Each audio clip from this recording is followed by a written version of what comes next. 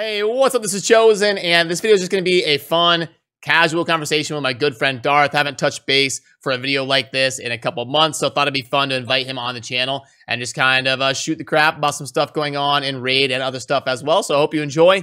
Let's get into it. Alrighty, now joined by Mr. DarthMicro Transaction. Looking good today. How you doing?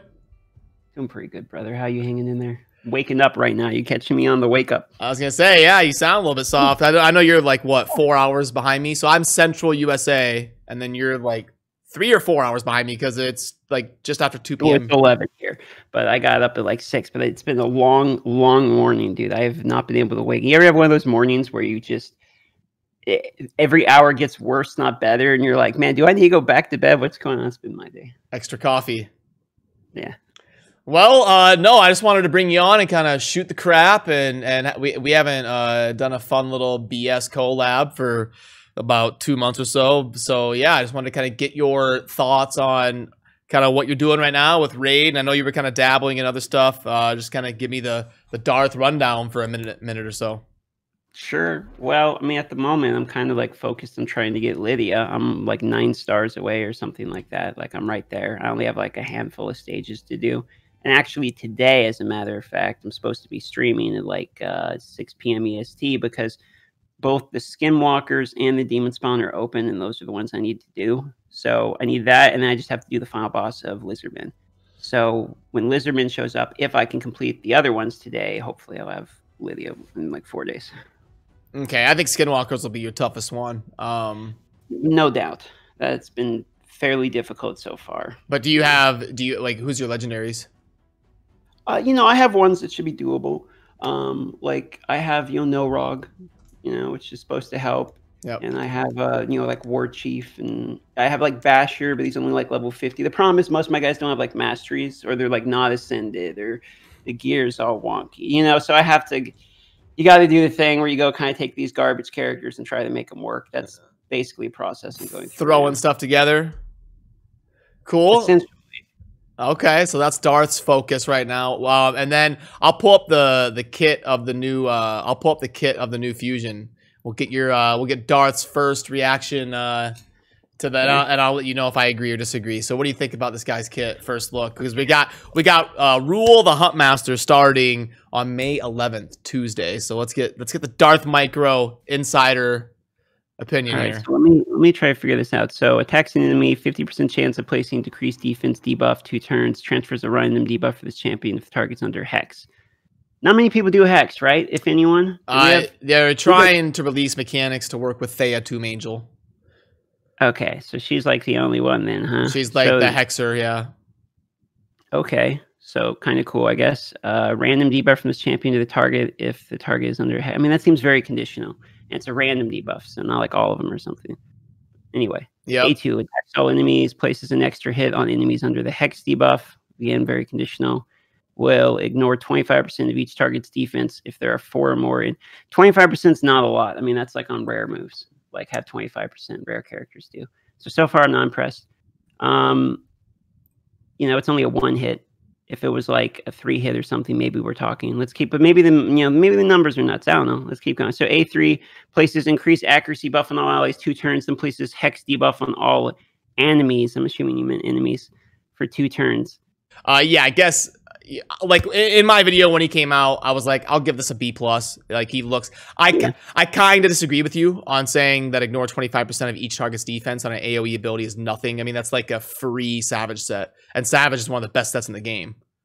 And it's like it's AoE. So you're like, I think like Mountain King's A2 ignores a lot more than that. He has some of the best ratios, and it's not like crazy. But like you said, it all comes down to the multiplier. Like how's it scale, and that's what makes it hard with this stuff, is because his multiplier could be crap and then he's crap, or his multiplier could be nuts like Trunda and then he's nuts. In order to even ignore 25%, you have to have 4 people under the Hex, so you can't use that to use your A3, unless you have Thea. I don't know what it is. Yeah, B+ seems about right, I think. Yeah, not like Under Priest Brogni, who was an A+ that Darth didn't even go for.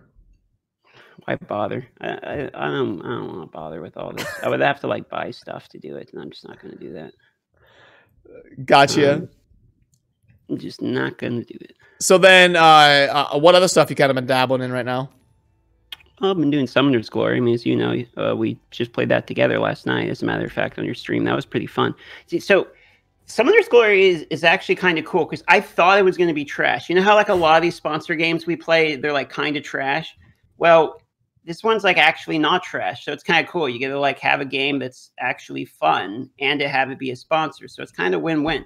And then you can actually have 100 people in your clan, which is like awesome. You can all run around together. So that was cool. We were invading server 3 and running around.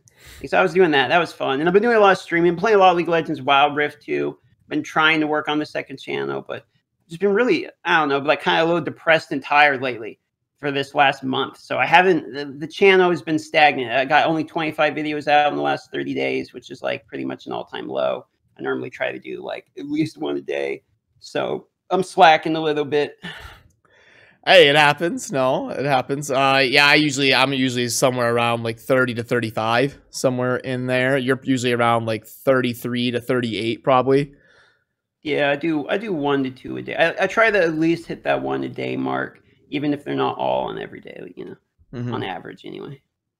And yeah, no, same. I've been having like Summoner's Glory is not going to overthrow Raid, of course not, but it's a fun, like kind of like you said, of the side games, it's kind of the best one I've come across in terms of like, you know, if you're going to do like 75-80% of your stuff on Raid, then you got that extra 15-20%, something to kind of mess around on. Yeah, it's actually kind of fun. And the thing is, like, I thought it was going to be a direct competition with like Argashas, but I mean, it's kind of not, because it's an MMO. You know what I mean? Like you're actually in the game. Like we're actually playing together. You know, there's different stuff in it I like that have nothing to do with Raid 2. It's kind of cool. It's like, if I actually want to play with my clan, I can. And then Raid is the dopamine game or whatever. You know? the champ collector Gasha. Yeah. So doing that, and then I've been practicing a lot of guitar and piano lately, and trying to like work on like, you know, getting better like rap and stuff that I like to do mostly off camera and like fun stuff. Oh, we're getting the next DarthMicro heater track. I put a short out yesterday, that little meme one I sent you guys, and you know, other than that, yeah, I've got a few tracks I've been working on, but it's like stuff not related to Raid or mobile gaming in general. It's just kind of like random bangers that I'm trying to make for fun, and those, you know, I'm not really like pumping those out because I might be weird to start pumping out music on a mobile game. Yeah, turn into MTV, like start as one thing and then just morph. You know, we start as music and then we morph into, you know, pregnant teenagers. Yeah, exactly. Darth's gonna morph into a pregnant teenager. Darth's gonna start with Gasha gaming and then morph into a rap artist. Yeah, dude, eventually, man. That's the plan. What do you say? The Well Pod will be the name of my album. There you go. I like it. No, that's I didn't have anything specific. I just wanted to touch base with you again. So and just kind of have a quick little chat here. I know we're both kind of up against it today. So I'm actually heading out of town in like 30 minutes, and I know you're getting heading over to stream. But is there anything you wanted to mention or talk about real quick while we're here on camera, or does that do it for you? Or well, I mean, I think the other thing I would mention probably is that people have asked, I've got a lot of these questions in comments. You've probably got this too. And I'm just going to answer this completely random question here for the people that ask, which is that what are the best deals to buy in Raid? And I don't know about you, but I think it's probably the monthly gym pack and the Raid Pass card. That's pretty much what I suggest to people, as somebody who spent a lot of money and someone who's now spent $0.